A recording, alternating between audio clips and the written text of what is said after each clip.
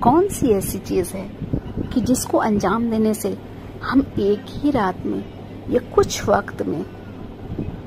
10-15 minute کے وقت میں نماز، قرآن اور انبیاء کی شفاعت، مومنین کو راضی کرنا اور حج و عمرہ کا ثواب حاصل کر سکتے ہیں؟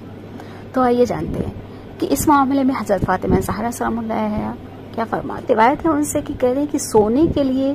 جب میں بستر بچھا رہی تھی کہ میرے والد گرامی حضرت محمد مصطفیٰ صلی اللہ علیہ وآلہ وسلم تشریف لائے اور فرمایا ہے فاطمہ اس وقت تک نہ سنا جب تک 4 عمل بجا نہ لاؤ۔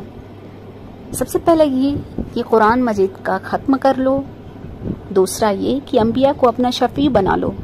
تیسرا یہ کہ مومنین کو خود سے راضی کر لو، اور چوتھا یہ کہ حج اور عمرہ کو بجا لاؤ۔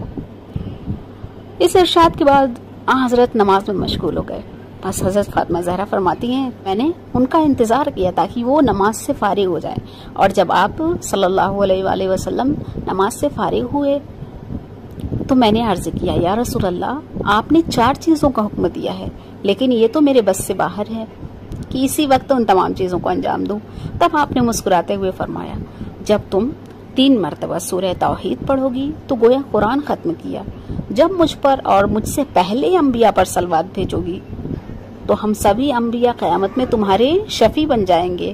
جب تمام مومنین کے لیے مغفرت طلب کرو گی تو سب تم سے راضی ہو جائیں گے، اور جب یہ کہو گی تو گویا حج و عمرہ بجا لاؤ گی۔ کیا کہنے کے لیے کہا ہے؟ سبحان اللہ والحمد للہ ولا الہ الا اللہ واللہ اکبر، کہ پاک ہے اللہ، حمد اللہ ہی کے لیے ہے، نہیں کوئی معبود مگر اللہ، اور اللہ بزرگ تر ہے۔ مؤلف کہتے ہیں کہ جو شخص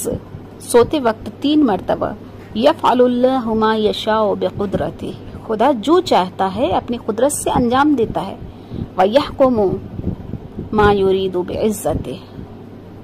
اور جو ارادہ ہو اپنی عزت سے